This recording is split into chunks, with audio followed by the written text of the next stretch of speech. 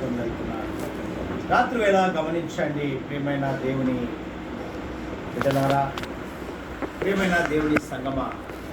ఈ దినాల్లో మనుషులకు, ఈ లోకంలో జీవిస్తున్న మనకు ఒక సంశయంతో బ్రతుకుతుంటాం, జీవిస్తుంటాం. ఏమని అనగా జరగవచ్చు, ఆశీర్వదించవచ్చు, ఆశీర్వదించకపోవచ్చు అనే సిద్ధాంతంతో దాని మీదనే ఆధారపడి మనం జీవిస్తాం.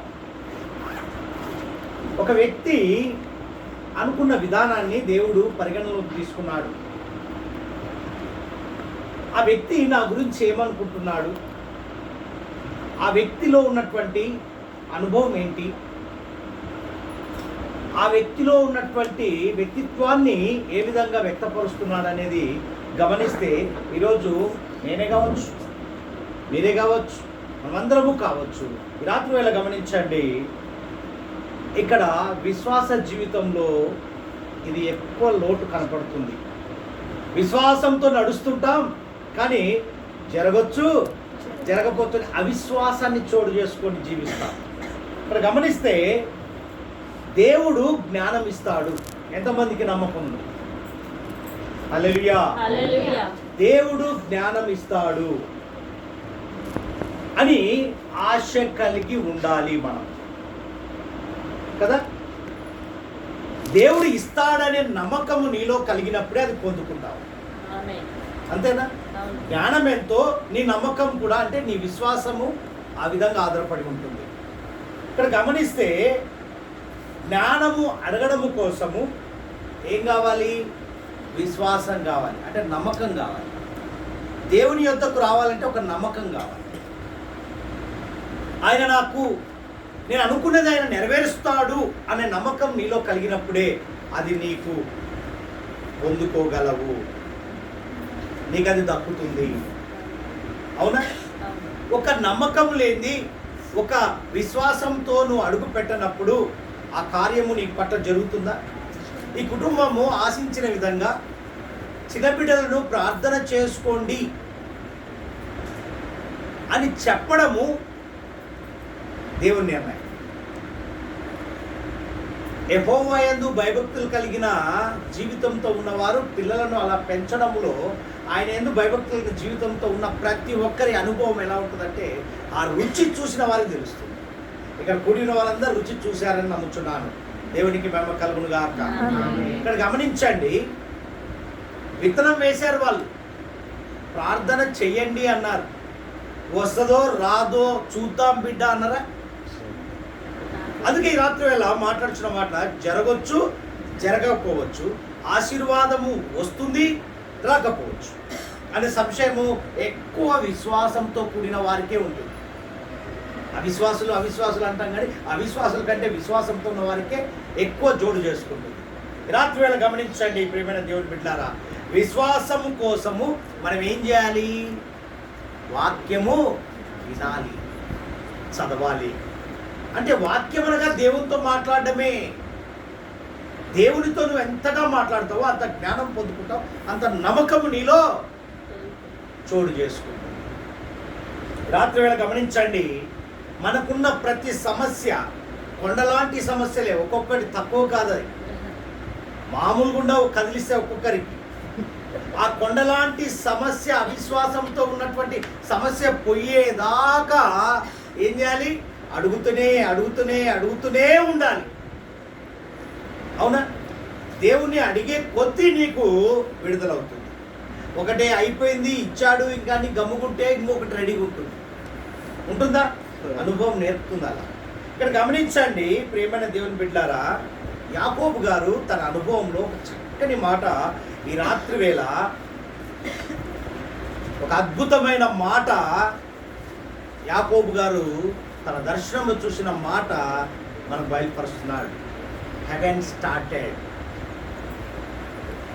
దినం గమనించండి ప్రియమైన దేవుని బిడ్డ, యాకోబు పత్రికలోనికి వెళ్దాం. యాకోబు రాసిన పత్రిక 1వ అధ్యాయంలోనికి వెళ్దాం. 1వ అధ్యాయంలో 17వ వచనం నుంచి చదువు. శ్రేష్టమైన చూడండి, శ్రేష్టమైన ప్రతి ఈవియు, సంపూర్ణమైన ప్రతి వరమును, పరసంబంధమైనదై జ్యోతిర్మయుడగు తండ్రి యొద్ద నుండి వచ్చును. హల్లెలూయా. ఎక్కడి నుంచి వస్తుందంట? ప్రతిది కూడా నీకు రావాలి అంటే, నీ జీవితంలో ఒక సాక్ష్యము రావాలి అంటే, నీ జీవితంలో ఒకటి పొందుకోవాలంటే ఎక్కడి నుంచి రావాలి? చదువు. ఆయన యందు ఏ చంచలత్వమైనను గమనాగమనము వలన కలుగు ఏ ఛాయనను లేదు. అంటే ఆయన దగ్గర ఎటువంటి భేదము లేదు, ఎటువంటి కుళ్ళు కుదంతాలు లేవు కదా. మనలో అన్నీ ఉంటాయి, ఇమిడి ఒకటి కాదు. ద్వేషం, అసూయ, మత్సరము, విభేదాలు, ఒకరంటే ఒకరికి పడదు, అసూయలు ఎక్కువ, ఒకరు బాగుపడుతుంటే చూడలేము.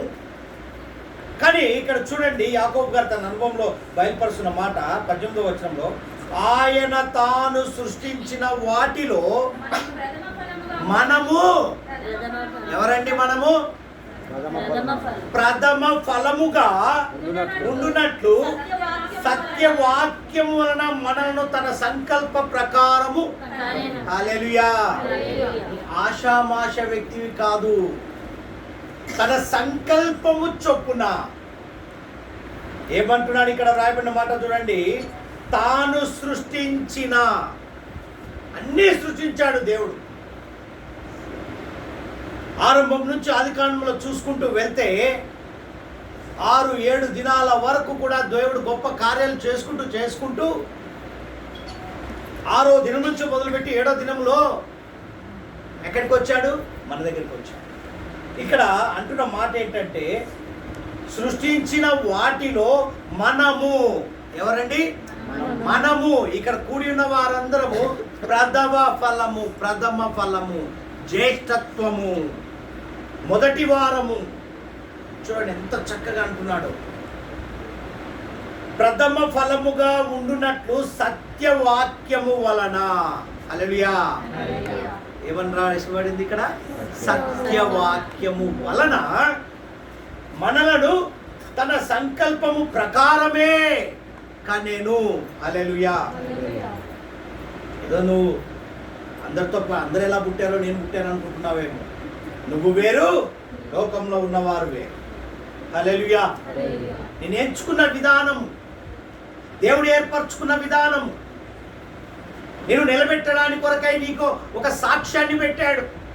నీ పట్ల ఒక కార్యాన్ని చేసి, నువ్వు అనుకున్నట్టుగా చేసి నిన్ను నిలబెట్టి ఈ లోకంలో జీవించడానికి ఒక సాక్షిగా నిన్ను నిలబెట్టాడు. నువ్వు సాక్ష్యాలు చెప్తున్నాయన్నీ ఆయన విని సంతోషిస్తాడు. ఏ విధంగా అంటే, నీ సంశయం ఏంటి? జరగవచ్చు, జరగకపోవచ్చు. ఆశీర్వాదం వస్తుందో రాదో, జరుగుతుంది, ఆశీర్వాదం వస్తుంది. ఎప్పుడు? నువ్వు విశ్వాసంతో దేవుని వైపు చూస్తే. ఒక దగ్గరికి వెళ్తాం, అక్కడ వెళ్తే నాకు పని అవుతుందనే నమ్మకంతో వెళ్ళినప్పుడే ఆ పని నెరవేరుతుంది. సంశయంతో వెళ్తావు, అక్కడ వెళ్తే అవుతుందో లేదని వెళ్తావు, డౌట్తో వెళ్తావు, డౌట్తో తిరిగి వస్తావు. అంటే అవిశ్వాసంతో. ఇది గమనించండి, యాకోబు గారు రాస్తున్న మాటను గమనిస్తే, మనలను తన సంకల్ప ప్రకారమే కన్నాడు. ఆయన సంకల్పము లేనిది ఏది జరగదు. దేవునికి మహిమ కలుగును గాక. చూడండి, పౌలు భక్తుడు హెబ్రీ సంఘంతో మాట్లాడుతూ, హెబ్రీలకు రాసిన పత్రిక 13వ అధ్యాయంలో 5-6 వచనాలు చదువమ్మా.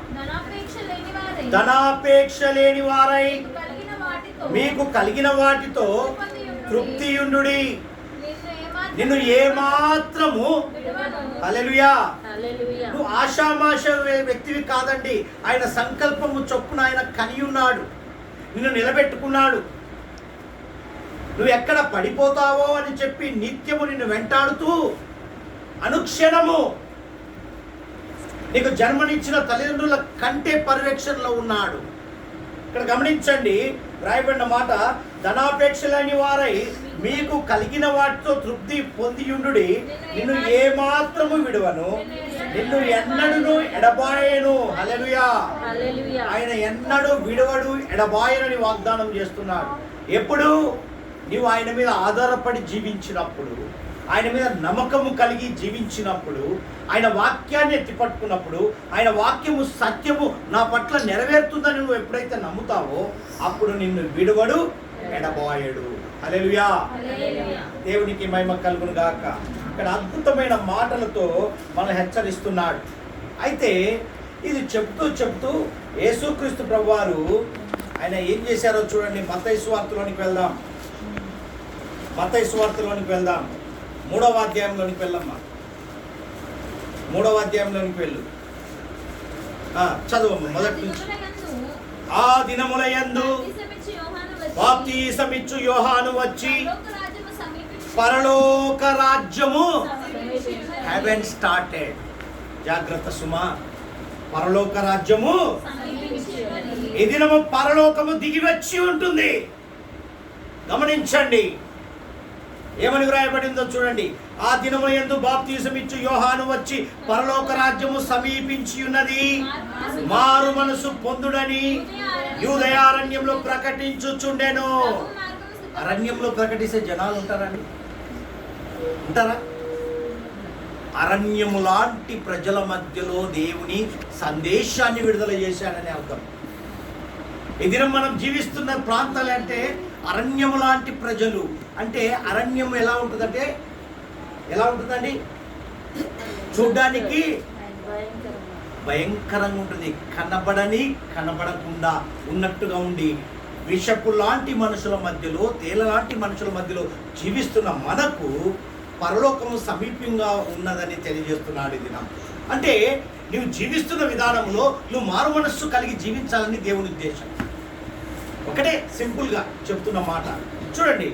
ఏమన్నా ప్రభు మార్గము సిద్ధపరచుడి, ఆయన త్రోవలు సరళము చేయుడని అరణ్యంలో కేక వేయునొకని శబ్దము అని ప్రవక్త యెషయా ద్వారా చెప్పబడిన వాడు ఇతడే. ఎవరు? యోహాను.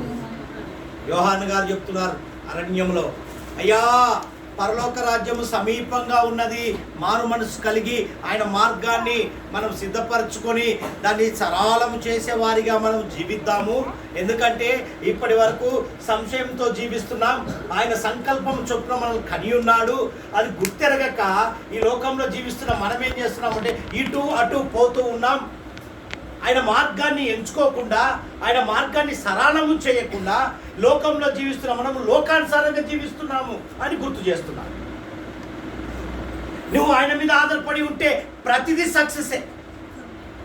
అవునా? పట్టుకుందల్లా బంగారమే అన్నట్టుగా నీ జీవితంలో ప్రతిదీ కూడా విజయమే. ఎప్పుడు? విశ్వాసంతో, నమ్మకంతో జీవించినప్పుడు, ఆయన మార్గాన్ని సిద్ధము చేసి సరళము చేసి పరలోక రాజ్యము సమీపించి ఉన్నదని, పరలోక రాజ్యంలో నేను ఒక పాలిభాగస్తుడిగా జీవించాలనే కోరిక నీలో ఉన్నప్పుడే నీ జీవితంలో కార్యము జరుగుతుంది. హల్లెలూయా. ఇక్కడ చూడండి యోహాన్ గారు చేసినటువంటి, ఇక్కడ ఏమని చెప్పాడంటే చూడండి, యోహాన్ గారు చెప్తున్నారు అరణ్యంలోకి వెళ్ళి అక్కడ అందరికీ చెప్తున్నాడు. చెప్తూ ఏమంటున్నాడంటే పరలోక రాజ్యం అనే గమ్యాన్ని కేంద్రీకరించడమే, అది గుర్తించడమే మారు మనస్సు. మారు మనస్సు అంటే ఏంటో కాదండి, పరలోక రాజ్యాన్ని మనము కేంద్రీకరించడమే. దాని గురించి ఆలోచనలోకి వెళ్ళినప్పుడే నీలో మారు మనస్సు కలుగుతుంది. అంతేగాని పరలోక రాజ్యం అంటే సమీపంగా ఉంది, వచ్చి నువ్వు దేవుడు రెండో రకం వస్తుందంటే అప్పుడు చూద్దాములే అనుకుంటే నువ్వు ఇక్కడే ఉంటావు. మనం ఏం చేయాలి? ప్రభు మార్గాన్ని సిద్ధపరిచేవారిగా, సరళము చేసేవారిగా ఉండాలి. ఎందుకు? ఆయన మనల్ని ఆయన సంకల్పము చొప్పున సత్యవాక్యం వలన కన్నాడు. ఆయన స్వరక్తం ఇచ్చి రక్తాన్ని దారపోసి నిన్ను కొన్నాడండి. నువ్వు ఆషామాష వ్యక్తివి కాదు. అది కొలవలేనిది, కొలతలేనిది ఆయన ప్రేమ. కాబట్టే మాట్లాడుతున్నాడు ఈరోజు రాత్రి వేళ నీతో, నాతో, మనతో. మాట్లాడుతున్న విధానం చూస్తే ఇక్కడ అంటున్నాడు 4వ అధ్యాయంలోకి వెళ్ళమ్మా. మత్తయి సువార్త 4:17 వచనం చూడండి ఒకసారి. అక్కడ ఏమంటున్నాడు? అప్పటి నుండి యేసు పరలోక రాజ్యము సమీపించినది గనుక మారు మనసు పొందునని చెప్పుచు ప్రకటింప. హల్లెలూయా. అయ్యా, దేవుని రాజ్యానికి వారసులుగా జీవించాలనుకుంటున్న మీరు, రాజ్యము సమీపంగా ఉన్నది, ఎత్తబడే గుంపులో మీరు ఉండాలని ఆశ కలిగి దేవుడు ఉద్దేశంతో పిలుస్తున్నాడు. ఇకనైనా మారు మనస్సు కలిగి, ఇప్పటి వరకు మారు మనస్సు కలిగి జీవిస్తూ అటు ఇటు ఉన్నావేమో, మరలా నూతన జీవితంలోనికి అడుగుపెట్టు. ప్రతి సంవత్సరం మనం ఏం చేస్తాం? డిసెంబర్ 31 రాగానే సాక్ష్యాలు చెప్తాం, ఇక అన్నీ వదిలేస్తాం. జనవరి 1వ తారీఖు మొదలుపెట్టి ఏం చేస్తాం? నూతన జీవితంలో అడుగు పెడతామంట. మరలా యథాతథ. అందుకే గుర్తు చేస్తున్నాడు, మారు మనస్సు కలిగి. ఏమని రాయబడి చదవము గట్టిగా. అప్పటి నుండి యేసు పరలోక రాజ్యము సమీపించినది కనుక మారు మనసు పొందునని చెప్పుచు మా దేవునికి అన్నాడు. అయిపోయింది. రెక్కలు వచ్చాయి, పక్షులు. తల్లిదండ్రుల కాన్సెప్ట్. తల్లిదండ్రులు ఏమంటారండి పిల్లల విషయంలో? పెంచామండి, రెక్కలు వచ్చాయి. ఆ కాన్సెప్ట్తో ఉండకండి. ఇక్కడ దేవుడు రెక్కలు వచ్చాయి, పక్షులు ఎగిరిపోయాయని దేవుడు వదిలేయలేదండి. నిన్ను ఏమాత్రము విడువను, అనుక్షణం నేను వెంటబడుతున్నాడు. అయ్యా బిడ్డ, మారు మనసు కలిగి. ఇంకా ఇంకా ఇంకా త్రుటిలో తప్పిపోతున్నావు. తప్పిపోయిన కుమారుడిని ఏ విధంగా తండ్రి ఆహ్వానించినట్టుగా నిన్ను నన్ను మనల్ని ఈ రాత్రి వేళ కూడా ఆహ్వానిస్తున్నాడు. మారు మనసు కలిగి నా మార్గం సిద్ధపరచుకోండి. నేను సత్యవాక్యం వలన మిమ్మల్ని కని ఉన్నానండి. మామూలుగా కనలేదు. తల్లిదండ్రులు చెప్తారు, 9 మాసాలు 9 నెలలు నిన్ను మోసి 9 నెలలే కష్టపడ్డ తల్లి వేదన పడుతుంటే, నిత్యము నీ గురించి వేదనలో పడుతున్న తండ్రి గురించి ఆలోచించావా? నువ్వు వేదన పడేది అది క్షణం మాత్రమే. ఆయన నిత్యము నీ కొరకు ఎక్కడ పడిపోతాడు, ఎక్కడ లోకంలో పడిపోతాడు ఎదురు చూస్తున్న గొప్ప దేవుడు అండి. అందుకే అంటున్నాడు, పరలోక రాజ్యము హెవెన్ ఈజ్ స్టార్టెడ్ అంటున్నాడు. పరలోక రాజ్యము దిగి వస్తుంది. దానిలో ఎత్తబడే గుంపులో నేను ఉండాలని ఆశ కలిగి జీవించమంటున్నాడు రాత్రి వేళ. ప్రియమైన దేవుని బిడ్డలారా, ఒక్కసారిగా చూద్దాం. ఇక్కడ దేవుడు మాట్లాడుచున్న మాటలు చూద్దాం. ఇక్కడ మాట్లాడుచున్నాడు, నీ మనసంతా పరలోక రాజ్యం మీద కేంద్రీకరించి ఉండాలి. మన మనసంతా లోకం మీద, ఆశల మీద కాదండి. వచ్చేవి వస్తాయి, పోతాయి. వచ్చేది ఎక్కడ కూడా దేవుడు ఆపడు. ఆశీర్వాదం వస్తూనే ఉంటుంది, అది ఆగదు. కానీ నీ దృష్టి అంతా ఎక్కడ ఉండాలి? పరలోక రాజ్యం మీదనే ఉండాలి. నా ధననిధి అక్కడ ఉంది. నువ్వు చేసే ప్రతి కార్యము అక్కడ లెక్క ఉంటుంది. నువ్వు చేసే ప్రతిది కూడా, ప్రతి ఈవియు అన్నాడు కదా యాకోబు పత్రికలో, అక్కడి నుంచి వచ్చినాయి. కొత్తగా ఏం లేవు, క్రియేట్ చేసినవి ఏం లేవు. ఆయన అక్కడి నుంచి విడుదల చేసినవి నువ్వు పొందుకొని అనుభవిస్తున్నావు. హల్లెలూయా. చూడండి, ఇక్కడ వ్రాయబడిన మాట చూస్తే 6వ అధ్యాయంలోనికి వెళ్ళమ్మా. మత్తయి సువార్త 6వ అధ్యాయం 19వ వచనం నుంచి చదువు. భూమి మీద హల్లెలూయా. ఇక్కడ అసలుది మొదలైంది. చూడండి, భూమి మీద మీ కొరకు ధనము కూర్చుకొనవద్దు. ఇక్కడ చిమ్మటయు తుప్పును తినివేయును, దొంగలు కన్నము వేసి దొంగిలిదరు. పరలోకమందు మీ కొరకు ధనమును కూర్చుకొనుడి. అచ్చట చిమ్మటైనను తుప్పైనను దాన్ని తినివేయదు, దొంగలు. ఇక్కడ నువ్వు పోగు చేసే అన్ని క్షణక్షణం భయపడాలి. అక్కడ వాటికి పోగు చేసే వాటికు సంరక్షణ ఉంది. ఇక్కడ వాటికు అంటే ఈ లోకములో నువ్వు సమకూర్చున్న దానికి సంరక్షణ లేదు.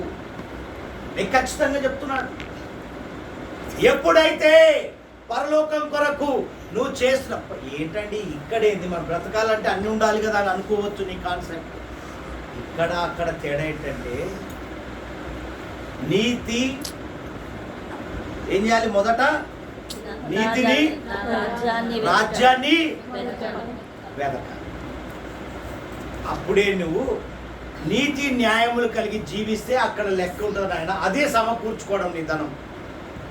సంతోషము సమాధానము ప్రేమ కలిగి, శక్యమైతే సమాధానము కలిగి నిన్నువలే నీ పొరుగువారు. అవి దేవుడు అడిగాడు. ఇక్కడ సమకూర్చుకుంటే అంటే ఇక్కడ నువ్వు ఎన్ని చేసినా కూడా వేస్తే నీ నీతి సంతోషము సమాధానము నిన్నువలే నీ పొరుగువాన్ని ప్రేమించే పద్ధతి అక్కడ నీకు లెక్క కట్టబడుతుంది. సింపుల్గా మాట్లాడుతున్నాడు. చదువు 6వ అధ్యాయం. నీ ధనం ఎక్కడ ఉండునో అక్కడనే నీ హృదయం ఉండును. నీ దేహమునకు దీపము కన్నే గనుక నీ కన్ను తేటగా ఉండినెల్లా నీ దేహమంతయు వెలుగుమయమై ఉండును. నీ కన్ను చెడినదైతే నీ దేహమంతయు చీకటిమయమై ఉండును. నీలోనున్న వెలుగు చీకటి అయి ఉండనే ఎడల ఆ చీకటి ఎంతో. అన్ని నీ కన్నులకు తేటగా కనిపిస్తున్నాడు. అక్కడ రాయబడిన మాటలు చూస్తే ఇక్కడ కన్ను గురించి మాట్లాడతాడు. మరలా ఇంకొక మాట అంటాడు, ఎవడును ఇద్దరు యజమానులకు దాసుడుగా నుండ నేరడు. అతడు ఒకరిని ద్వేషించి ఒకరిని ప్రేమించు. ఈ లోకంలో మనం జీవిస్తున్న మనమే కూడా చూడండి. ఇంకా తల్లిదండ్రులు బాధపడద్దు. ఇక నేను కూడా తండ్రినే.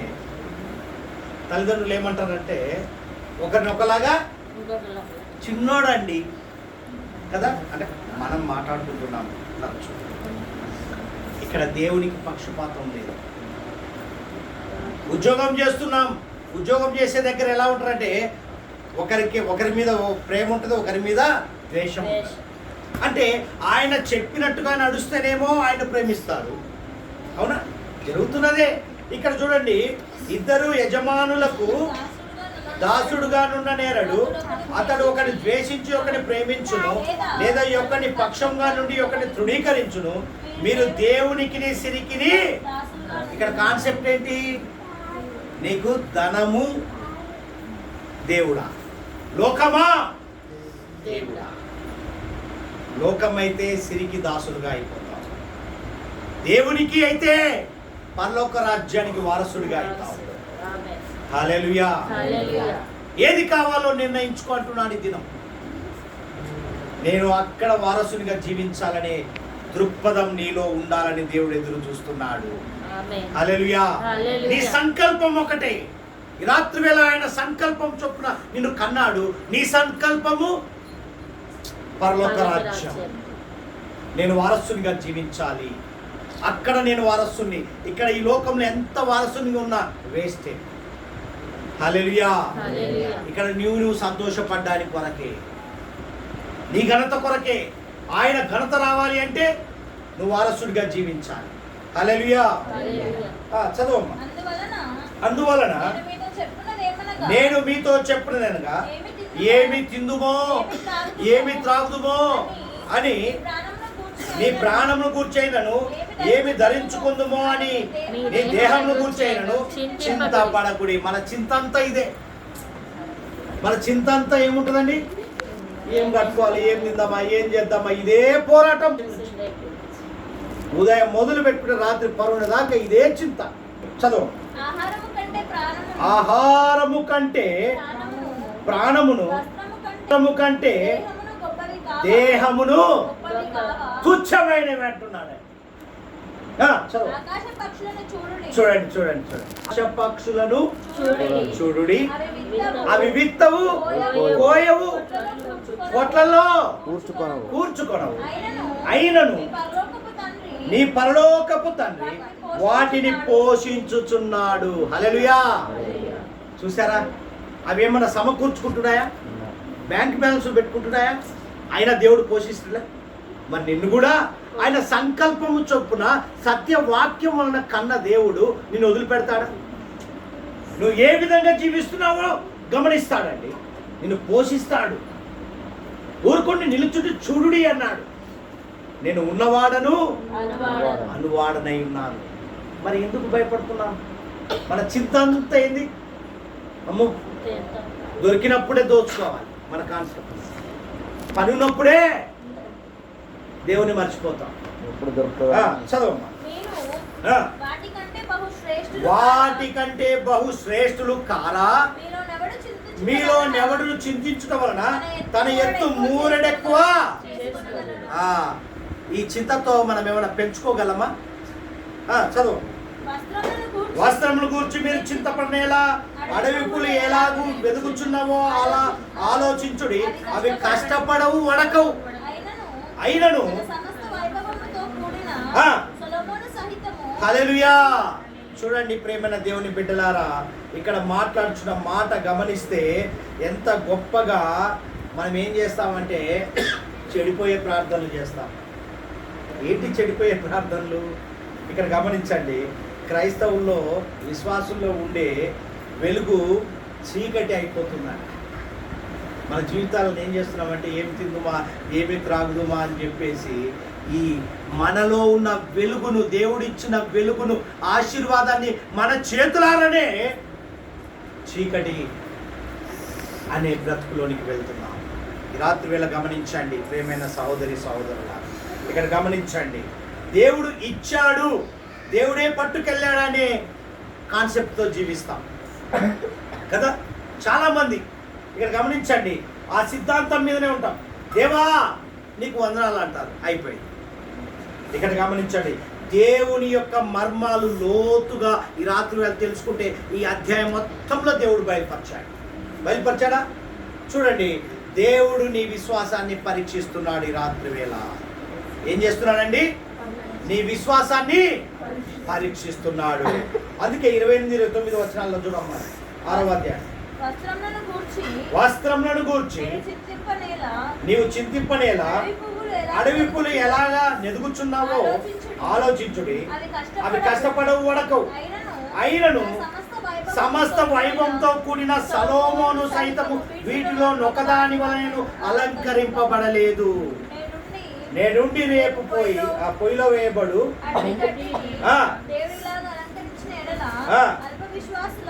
అల్ప విశ్వాసులారా,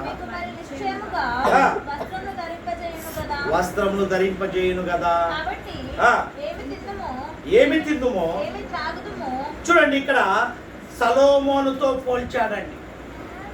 సొలొమోనుతో పోల్చి సొలొమోను కంటే ఎక్కువగా ఆశీర్వదిస్తున్నాడు అని ఇక్కడ చెబుతున్నాడు దేవుడు. సొలొమోను కంటే ఎక్కువ ఆశీర్వాదము ఈ రాత్రి వేళ ఉన్నాను. ఈ కుటుంబం దేవుడు తీయబోతున్నాడు. అది కనులకు తలపోసుకున్నట్టుగా కనపడుతుంది. ఈ రోజు వరకు ఇప్పుడు ఏమి తిందుమా, ఏమి తాగు, ఎలా ఎలా ఎలా అని జీవిస్తున్న నీవు అవన్నీ పక్కకు పెట్టి పరలోకం గురించి ఆలోచన చేయి. మారు మనసు కలిగి, పశ్చాత్తాపము కలిగి, నా మార్గాన్ని సిద్ధపరిచి సరళము చేసే పనిలో నువ్వు ఉన్నప్పుడే నీకు సొలొమోను కంటే ఎక్కువ ఆశీర్వాదం ఇవ్వబోతున్నానని వాగ్దానం చేస్తున్నాడు వాగ్దాన పుత్రుడు. అందుకే ఇక్కడ రాయబడిన మాట చూడండి, కాబట్టి ఏమి తిందుమో